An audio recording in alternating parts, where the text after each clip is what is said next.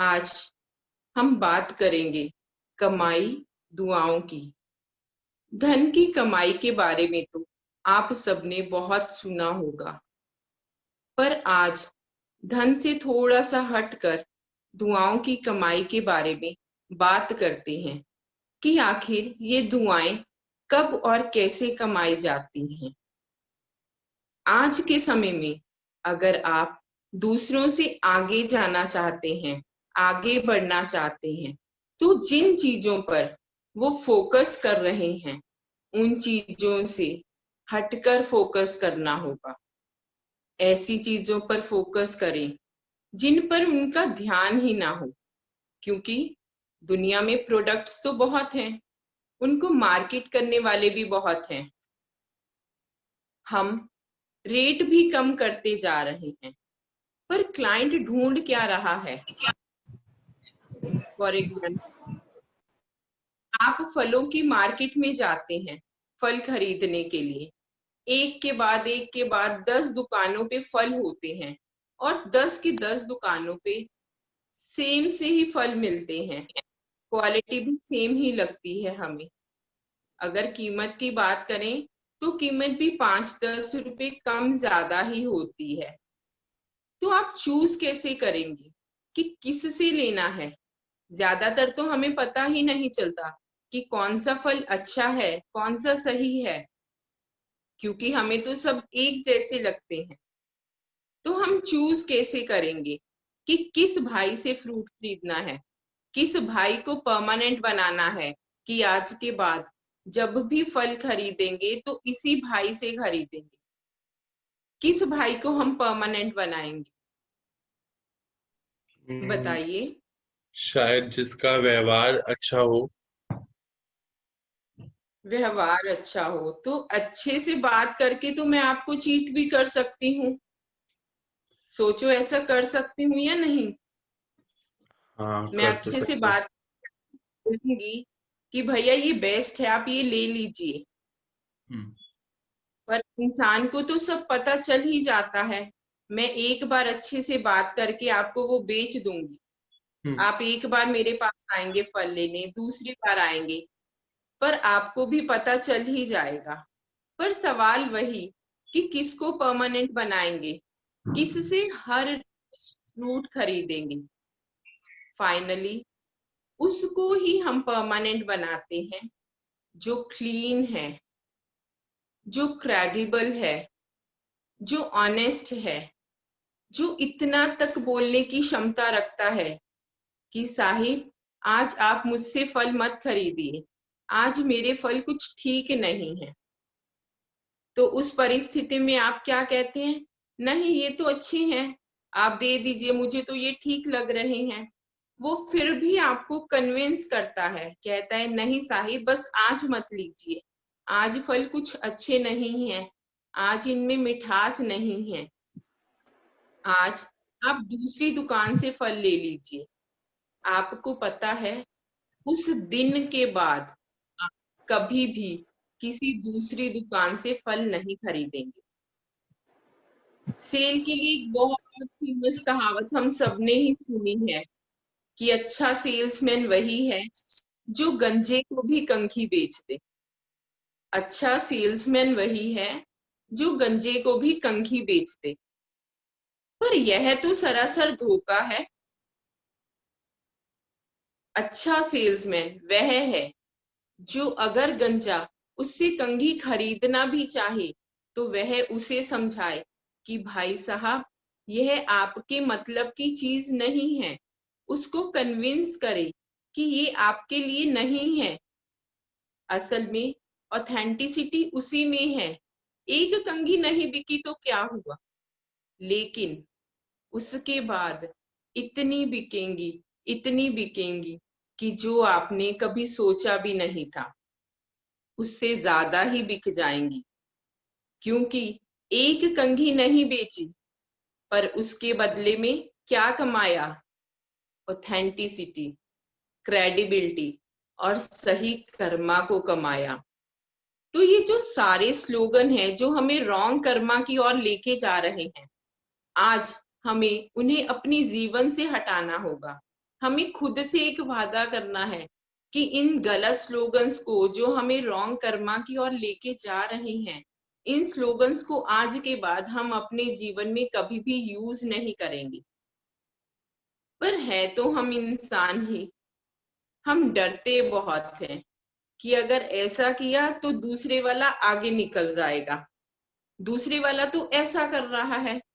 पर सोचो, अगर दूसरे वाला गलत कर्मा कर रहा है तो मेरा कर्मा भी कैसा हो रहा है? मेरा कर्म भी तो गलत ही हो रहा है। एक ने दूसरे के कर्मा को देखा, दूसरे ने तीसरे के कर्मा को देखा, तीसरे ने चौथे के कर्मा को देखा। इस तरह हमने क्या किया, कलेक्टिवली अपने कर्मों की एनर्जी को डाउन कर दिया, अपने कर्मों को हम डाउन करते चले गए। फिर हम कहते हैं कि मेरे पास तो सब कुछ है, बहुत धन दौलत है, गाड़ी है, बंगला है, पर खुशी नहीं है, स्वास्थ्य नहीं है, रिश्ते नहीं है। क्योंकि खुशी, स्वास्थ्य, रिश्ते ये धन से नहीं आते। धन से तो अक्सर इलाज आता है, स्वास्थ्य नहीं आता।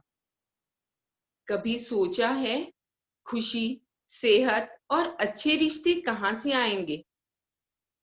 हमें क्लीन होना पड़ेगा। कहाँ से क्लीन? यहाँ से। हमारी आत्मा प्योर होनी चाहिए, तब ही खुशी, सेहत और अच्छे रिश्ते आएंगे। पैसों से तो हम सिर्फ बाहर का आराम खरीद सकते हैं।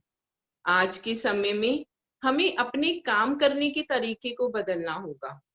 सामान बेचते हुए हम थोड़ा सा चीजों को घुमा देते हैं, बातों को घुमा देते हैं और उन बातों को घुमाकर अपनी चीज को बेच देते हैं। हमें तो लगता है कि हमने चीज बेच दी, बस हमारा काम खत्म हो गया, हमारे टारगेट्स अचीव हो गए। टारगेट्स तो अचीव हो रहे हैं, शायद जितने टारगेट्स हमने रखे थे उनसे ज्यादा ही अचीव हो रहे हैं।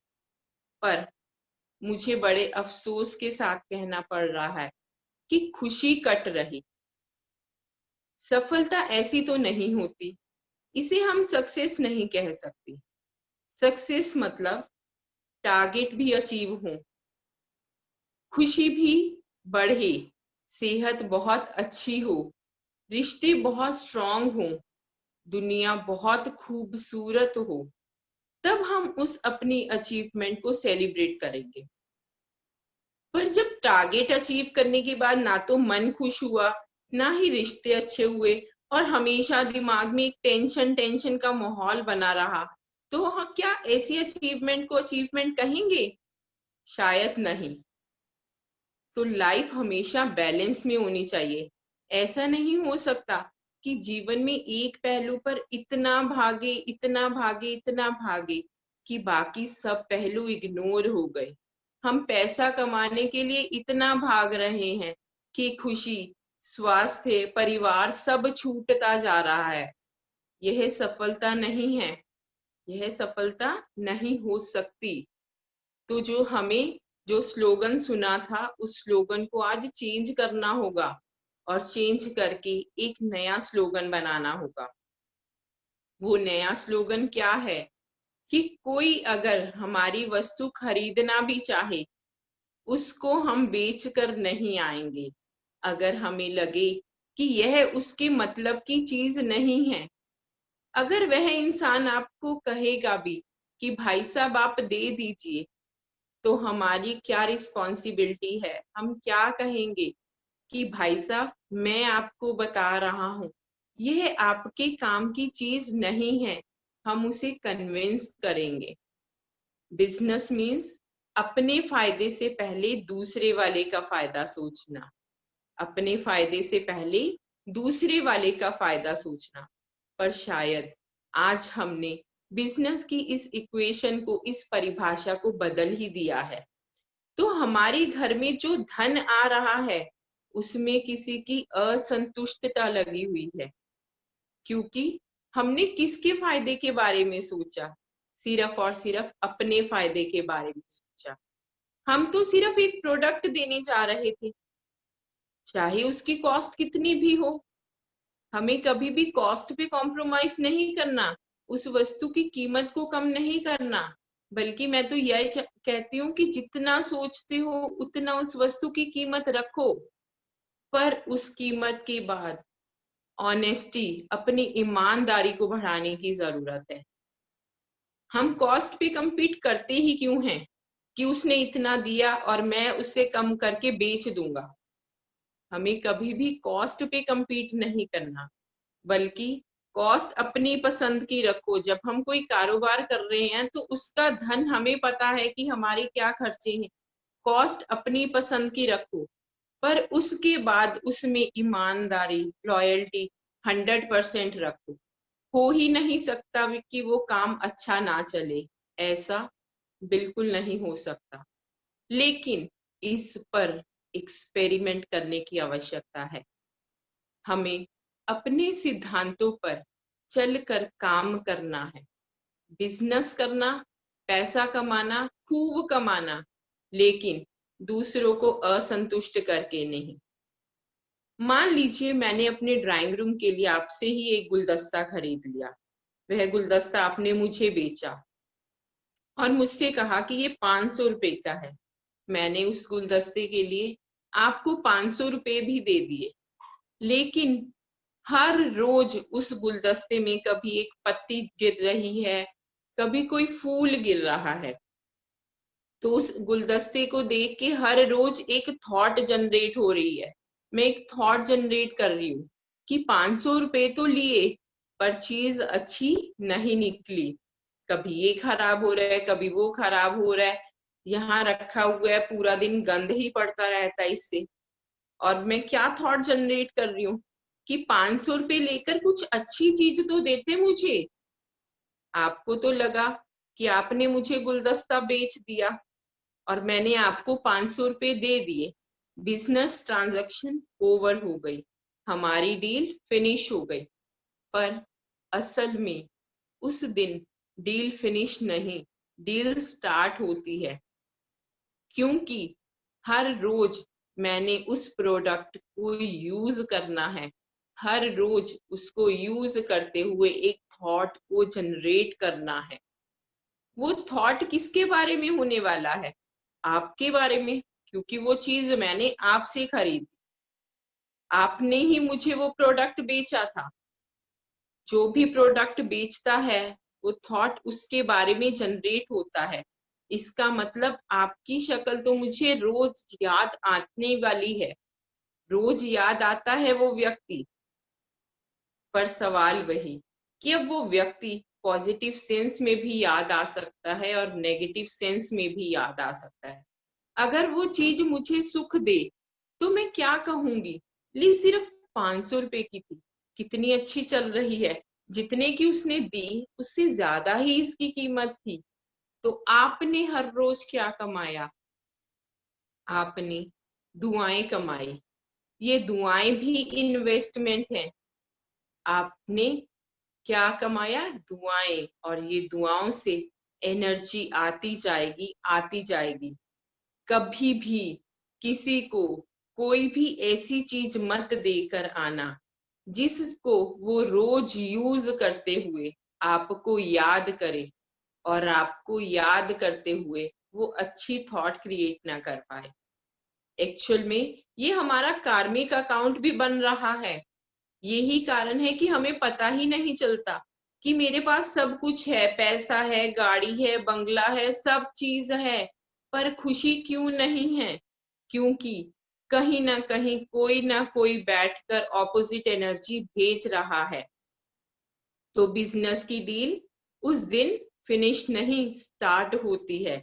इसलिए जब भी ट्रांजैक्शन हो तो सिर्फ अपना फायदा नहीं सोचना, दूसरे वाले का, सामने वाले का फायदा भी सोचना है। यह नहीं सोचना कि हाँ मेरा तो काम हो गया, मेरा तो माल बिक गया, मुझे तो 500 रुपए मिल गए ना। नहीं, मेरे फायदे से पहले सामने वाले का फायदा सोचना है, क्योंकि हमेशा दो ट्रांजैक्शन चलते हैं, एक बाहर वाला और एक अंदर वाला ट्रांजैक्शन। बाहर वाले ट्रांजैक्शन से तो हम धन कमाते हैं, पर अंदर वाले ट्रांजैक्शन से घर में खुशी आएगी। हमें घर में दोनों लाने हैं, धन भी लाना है और खुशी भी लानी है। तो अगर आप किसी को कोई चीज दे रहे हैं, उसे उस चीज को यूज करने के लिए कन्विंस कर रहे हैं, तो आपको उसकी नीड समझकर उसके बेनिफिट के लिए ही उसको चीज देनी है। फिर आपने डील क्लोज की और पता है उसके बाद क्या होगा? वो इंसान पता नहीं कितने कितने सालों तक आपको दुआएं भेजेगा। ये बहुत जरूरी है। आज के समय में घर में जितना भी टेंशन आ रहा है, जितनी भी एंजाइटी आ रही है, उसका कारण हमारे घर में आने वाला धन है। क्योंकि वो पैसा ही हमारे परिवार की परवरिश करता है, हमारे परिवार को नर्चर करता है। अगर वो पैसा दुआओं के साथ आएगा तो अच्छी एनर्जी देगा, पर अगर वही पैसा दूसरों को ट्वीट करके घुमा फिरा कर कमाया जाएगा तो वो ऑपोजिट एनर्जी देगा। यहाँ हम बात नहीं कर रहे कि कितने पैसों की बात है, बल्कि यहाँ बात कर्मा की है। चाहे वो बात 100 रुपए की हो या 1 करोड़ की, बात अमाउंट की नहीं, बात इंटेंशन की है। मनुष्य का कर्मा अमाउंट पर नहीं, बल्कि कर्मा भाव, भावना और इंटेंशन पर डिपेंड करता है। इंटेंशन दूसरों को सुख देने की थी या इंटेंशन अपने फायदे की थी? इंटेंशन दूसरों को सुख देने की थी या इंटेंशन सिर्फ अपने कमाने की थी? उस कर्म के पीछे क्या इंटेंशन थी? कर्म का फल उसी पर निर्भर करता है। इसको एक सच्ची कहानी के द्वारा समझते हैं। जोधपुर की बात है। वहां एक बुजुर्ग आदमी फल बेचकर अपने घर का निर्वाह करता था। आसपास के सभी लोग उसी बाबा से फल लेते थे, चाहे अमीर हो या गरीब हो, सभी उसी के पास जाते थे फल लेने। एक बार क्या हुआ, घर में काम करने वाली बाई ने मालकिन से पूछा कि बाबा ने आपको टमाटर किस भाव में दिए हैं? तो मालकिन ने बड़े अच्छे से बोला कि मुझे तो 60 रुपए किलो दिए। तभी बाई ने बोला कि पर बाबा ने मुझे तो 30 रुपए किलो दिए। अब मालकिन को यह बात सुन के थोड़ा सा गुस्सा आया और उसने सोचा कि चलो बाबा के पास ही चलती हूँ, बाबा से जाके ही बात करती हूँ। वह बाबा के पास गई और पूछने लगी कि बाबा, हम सब तो आपसे ही सब्जी खरीदते हैं, पूरा अपार्टमेंट आपके पास आता है, फिर आप हमें सब्जी महंगी देते हो।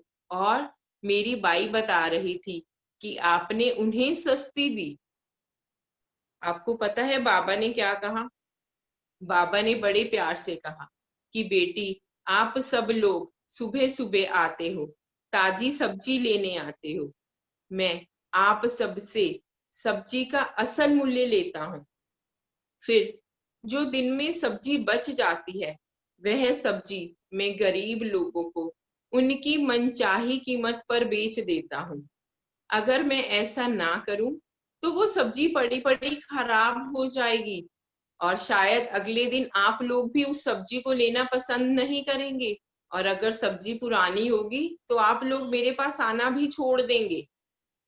तो इसलिए अनाज की बर्बादी भी होगी। इसलिए बेटी मैं ऐसा करता हूँ। उस बूढ़े बाबा ने गरीबों का भी भला किया, अनाज की बर्बादी भी नहीं की, प्रकृति से भी दुआएं ली, गरीबों से भी दुआएं ली। इसका मतलब उस बाबा ने अपने दोनों अकाउंट को बैलेंस किया। हम जितना सुख दूसरों को देंगे, संतुष्टि दूसरों को देंगे, उतनी ही हमें अच्छी एनर्जी मिलती चली जाएगी। लेकिन अगर थोड़ा सा भी गलत कार्य किया तो सोच ले, क्योंकि पता नहीं कौन कहाँ कहाँ बैठकर क्या क्या मेरे बारे में थॉट प्रोड्यूस कर रहा होगा।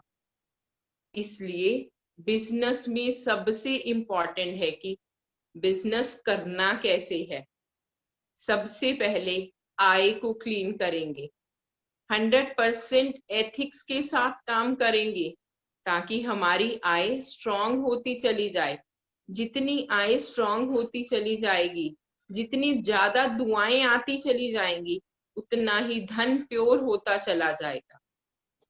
कभी सोचा है कि दुआएं हमारे जीवन में क्या क्या कर सकती हैं? धन तो हमारे जीवन में क्या कर सकता है हम सबको पता है कि धन से हम सामान खरीद सकते हैं, घर खरीद सकते हैं, गाड़ियां खरीद सकते हैं, अच्छे कपड़े खरीद सकते हैं।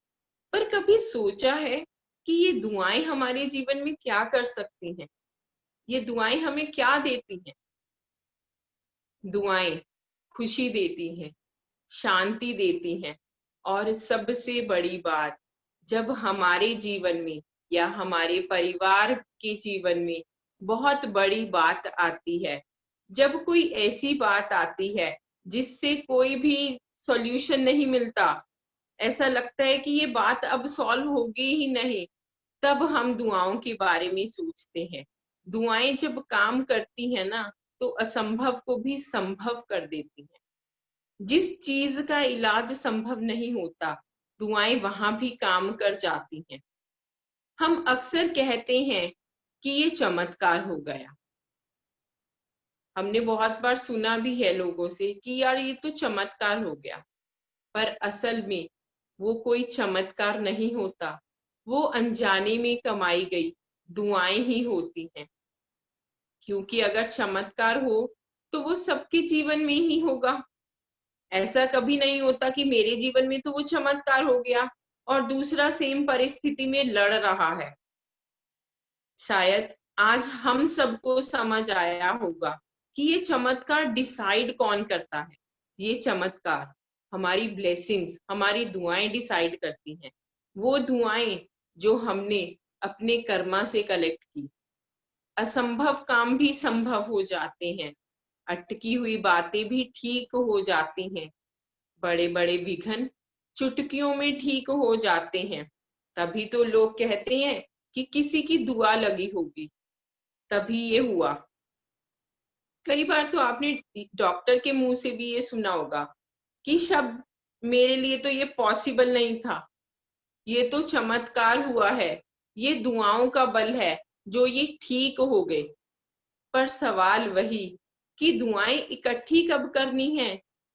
ये दुआएं जो मुसीबत के समय काम आने वाली हैं, क्या हम उस मुसीबत के समय दुआ करेंगे? शायद नहीं, क्योंकि दुआ करनी नहीं होती, दुआ कमानी होती है। ये दुआएं अपने कर्मों से कमानी होती हैं। ये हमारी जीवन शैली में होनी चाहिए। इसको एक सच्ची घटना से समझते हैं। हरिद्वार जिले के बीएचएल में एक अध्यापक ट्यूशन पढ़ाते थे। उनके पास एक अंकुर नाम का लड़का भी ट्यूशन पढ़ने आता था। 7वीं कक्षा तक तो वो लड़का आया, पर 7वीं कक्षा के बाद उसने स्कूल भी छोड़ दिया और ट्यूशन आना भी बंद कर दिया। बड़े दिन बीत गए, जब वो पढ़ने नहीं आया तो अध्यापक ने अन्य बच्चों से भी पूछा कि अंकुर आ क्यों नहीं रहा, उसने स्कूल आना भी छोड़ दिया। अध्यापक जी ने बाकी स्कूल के अध्यापकों से भी बात की, किसी को कुछ नहीं पता था कि अंकुर है कहाँ। फिर उन मास्टर जी ने सोचा कि चलो मैं खुद ही अंकुर के घर चला जाता हूँ, पता करके आता हूँ कि वह क्यों नहीं आ रहा, स्कूल क्यों नहीं आ रहा, ट्यूशन क्यों नहीं आ रहा। जब वे उसके घर गए तो वहां आसपास से पता चला कि वो लोग तो घर छोड़कर, यहाँ से सब छोड़कर अपने गांव नाजियाबाद चले गए हैं। अब मास्टर जी ने सोचा कि मैं नाजियाबाद चला जाता हूँ, पता करता हूँ। तो मास्टर जी नाजियाबाद गए। उन्होंने वहां जाके अंकुर के पिताजी से बात की। अंकुर के पिताजी से उन्हें पता चला कि उनके पास अंकुर को पढ़ाने के लिए पैसे नहीं हैं, इसलिए उन्होंने अंकुर की पढ़ाई बंद करवा दी है। तो आपको पता है, मास्टर जी ने बड़ी ही हलीमी के साथ कहा कि आप अंकुर को मेरे साथ भेज दें, मैं इसको पढ़ाऊंगा, इसके खाने पीने और पढ़ाई की सारी जिम्मेदारी मेरी है। अंकुर के पिताजी बहुत खुश हुए और उन्होंने अंकुर को मास्टर जी के साथ भेज दिया। अब मास्टर जी के घर में उनकी पत्नी, 2 बच्चों के साथ अंकुर वहीं रहने लगे। उनके पढ़ने का, खाने पीने का, कपड़ों का सब खर्चा मास्टर जी उठाने लगे। उनके साथ रहकर अंकुर ने अपनी पढ़ाई पूरी की और पढ़ाई पूरी करने के बाद वो नासा में साइंटिस्ट की ट्रेनिंग पर गया। 8 साल जब वो नोएडा में ट्रेनिंग की तो उसके दौरान उसके पिताजी का भी देहांत हो गया था, पर वह आ नहीं पाया। और 8 वर्ष के बाद उसके गांव से एक संदेश गया कि कुछ जमीन के कागजों पर साइन करने हैं, तुम आ जाओ। आपको पता है, जब वो 8 साल बाद वहां से वापिस आया तो वो सबसे पहले नाजियाबाद नहीं बल्कि बीएचएल मास्टर जी को मिलने गया था। जब वह वहां पहुंचा, मास्टर जी तो उसे पहचान ही नहीं पाए, क्योंकि अब तो वो बड़ा आदमी बन गया, सूट बूट पहनकर जेंटलमैन बन के वहां आया था। और मास्टर जी की स्थिति भी कुछ ऐसी हो रखी थी, क्योंकि उनके बेटे का, उनकी पत्नी का देहांत हो चुका था। उनकी बेटी जो बेंगलोर में रहती है, उसके पति भी कुछ समय पहले ही गुजर चुके थे। मास्टर जी अब अकेले रहते थे और अंकुर को यह सब देख के बहुत बुरा लगा और अंकुर उन्हें अपने साथ ले गया। और आपको पता है, जब वो गांव में उसके चाचा ने उसे जमीन बेचने के लिए बुलाया था, तब उसने अपनी वो जमीन भी अपने चाचा के बच्चों के नाम ही कर दी। उसने वहां से भी कुछ नहीं लिया। अब मास्टर जी और अंकुर दोनों साथ में रहने लगे। यह उन दोनों का कोई कार्मिक अकाउंट ही तो था, जो वो सब दोनों साथ रहने लगे। आप देखो कि किस परिस्थिति में वो लोग मिले। ऐसे तो बहुत से बच्चे होते हैं, कोई ट्यूशन टीचर नहीं सोचता कि बच्चा क्यों नहीं आ रहा, हम सोचते हैं फीस नहीं दे रहा था, कोई बात नहीं, नहीं आ रहा। पर सोचो, ये उनका कार्मिक अकाउंट ही तो था। आज वो दोनों साथ में रह रहे हैं। आपको पता है, अंकुर आज यूएस में है। सोचो, कर्मा इंसान को कैसे कैसे मिलाते हैं। पर अगर कर्मों में चीटिंग की, सोचो क्या होगा। दुआ ना मिली तो चलेगा, पर अगर दुआ का ऑपोजिट मिल गया तो वो दुआ का ऑपोजिट भी उतने ही स्ट्रांगली काम करेगा। तभी तो कई बार लोग कहते हैं कि सब अच्छा चल रहा था, पता नहीं किसकी नजर लग गई। दुआएं भी हम ही कमाते हैं और ये नजर भी हम ही कमाते हैं। आपको पता है, कभी भी किसी के जीवन को किसी की नजर नहीं लग सकती। मेरी नजर मेरे ही जीवन को लग सकती है, तो मुझे अपनी ही नजर साफ रखनी होगी। लेकिन आपने कोई ऐसा कर्म किया जिससे मैं दुखी हुई, तो मेरे दुख की एनर्जी आपको जाएगी। अगर आपने उस एनर्जी को साफ नहीं किया, हील नहीं किया, तो आप अपने जीवन में खुद ही दुख लिख देंगे। जीवन में कोई सिचुएशन आई, उस समय अगर एनर्जी नहीं थी, सिचुएशन से लड़ने की ताकत नहीं थी, तो पता है क्या होता है? क्राइसिस होते हैं। अब बात फिर वही आती है कि हमें क्या इकट्ठा करना है। पावर्स इकट्ठी करनी है, धन इकट्ठा करना है, दुआएं इकट्ठी करनी है, पर हमें अपने दोनों अकाउंट बैलेंस करने हैं। यह सबसे जरूरी है। एक अकाउंट तो धन का और दूसरा दुआओं का। अब आप मुझे बताइए कि ज्यादा काम कौन सा अकाउंट आता है, धन का अकाउंट या दुआओं का अकाउंट? आप बताइए। दुआओं का अकाउंट। दुआओं का अकाउंट। पर आप में से अब भी बहुत लोग सोच रहे होंगे कि हम तो बिजनेस कर रहे हैं, पैसों की जरूरत है, पैसों से ही घर चलता है, और करिश्मा ने बोल दिया कि दुआओं का अकाउंट स्ट्रॉन्ग करो, स्ट्रॉन्ग करो। बहुत से लोगों में ये विचार अब भी आ रहा होगा। आपको पता है, कई बार एक इंसान के पास इतना पैसा होता है, इतना पैसा होता है, पर परिस्थिति ऐसी आ जाती है कि वो धन का अकाउंट उस सिचुएशन को भी ठीक नहीं कर पाता। इंसान मजबूर हो जाता है और बोलता रहता है कि आप मुझसे मेरा सारा धन ले लो, मेरा घर गाड़ी सब कुछ ले लो, पर मेरे बच्चे को ठीक कर दो। धन का अकाउंट तो बहुत था, पैसा बहुत था, पर वह इंसान फिर भी अपने बच्चे को ठीक नहीं करवा पाता। और अगर इसी परिस्थिति में दूसरे इंसान को देखें जिसके पास धन नहीं है, वह डॉक्टर को भी बोल देते कि डॉक्टर साहब मेरे पास पैसे नहीं है, मेरे पास एक भी रुपया नहीं है। तो कई बार डॉक्टर क्या कहते हैं कि वो इंसान आया था, वो भी डोनेट करके चला गया, आप बेफिक्र रहिए, इसका इलाज हो जाएगा। हमारे हॉस्पिटल में कुछ फंड्स होते हैं गरीबों के लिए, इस फंड से इसका इलाज हो जाएगा, आप बिल्कुल बेफिक्र रहिए। वो जिस इंसान के पास एक भी रुपया नहीं था, उस इंसान ने अपने बच्चे को बचा लिया, और जिसके पास धन का अकाउंट भरा पड़ा था, वो इंसान इतना मजबूर, इतना लाचार था कि वह अपने बच्चे को नहीं बचा पाता। जिस इंसान ने दुआओं का अकाउंट भर रखा है, सहयोग हमेशा उसी व्यक्ति के पास आता है, और आपको पता है यह सहयोग हमेशा अपने आप आ जाता है, क्योंकि उसके बैंक के अकाउंट में पैसे तो शायद नहीं होते, पर दुआएं बहुत सारी इकट्ठी हुई होती हैं। धन तो सिर्फ चीजें खरीद सकता है, पर दुआएं असंभव को भी संभव बना देती हैं। अब सवाल वही फिर से कि दुआएं कमानी कब है, कैसे कमानी है? क्या धन कमाते हुए दुआएं कमानी है, या अलग से दुआओं को कमाना है? तो मैं आपको बताती हूँ कि हम कभी भी दुआओं को अलग से नहीं कमा सकते, हमें हर क्षण दुआएं कमा सकते हैं।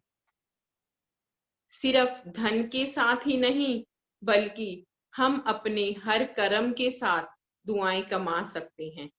धन तो सिर्फ कारोबार में कमाया जाता है, पर दुआएं अपनी हर बात, अपनी हर सोच, अपने हर कर्म के साथ कमाई जाती हैं। आप सबने दसवंध के बारे में तो सुना ही होगा।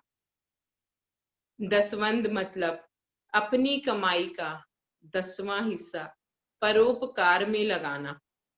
अगर हम अपनी एक्सटर्नल ट्रांजैक्शन का, अपने स्थूल धन के अकाउंट का 10वां हिस्सा परोपकार में लगाते हैं, तो हम अपने स्थूल धन को पवित्र कर लेते हैं। ऐसा नहीं कि पैसा दिया और धन पवित्र हो गया, ऐसा नहीं है, क्योंकि जब हम वो पैसा, वो स्थूल धन परोपकार में लगाते हैं, किसी जरूरतमंद को देते हैं, तो वो जरूरतमंद बहुत सारी दुआएं देता है, और न जाने कितने वर्षों तक वो हमें दुआएं भेजता रहता है। तो हम उस दसवंध के साथ बहुत सारी जब दुआएं कमाते हैं, तो हमारा जो स्थूल धन है वो भी पवित्र होता चला जाता है।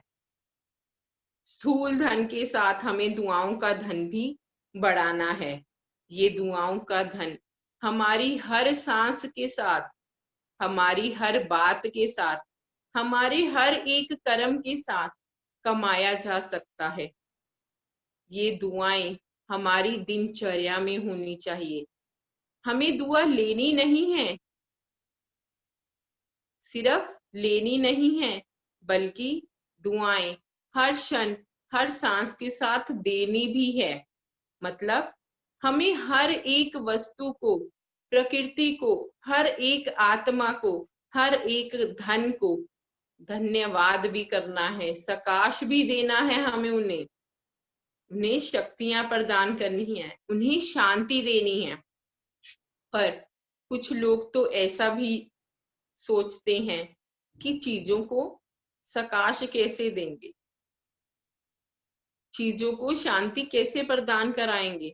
इसको एक बहुत छोटे से उदाहरण से बताती हूँ, ज्यादा टाइम तो नहीं लूंगी।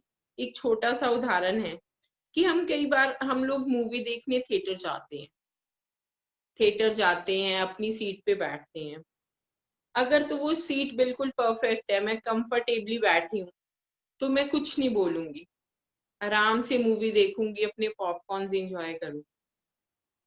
पर अगर वो चेयर थोड़ी सी भी चू चू कर रही होगी ना, हिल रही होगी, या उसमें कोई थोड़ी सी भी प्रॉब्लम होगी, तो पूरे 3 घंटे हमारा ध्यान उसी कुर्सी में रहता है।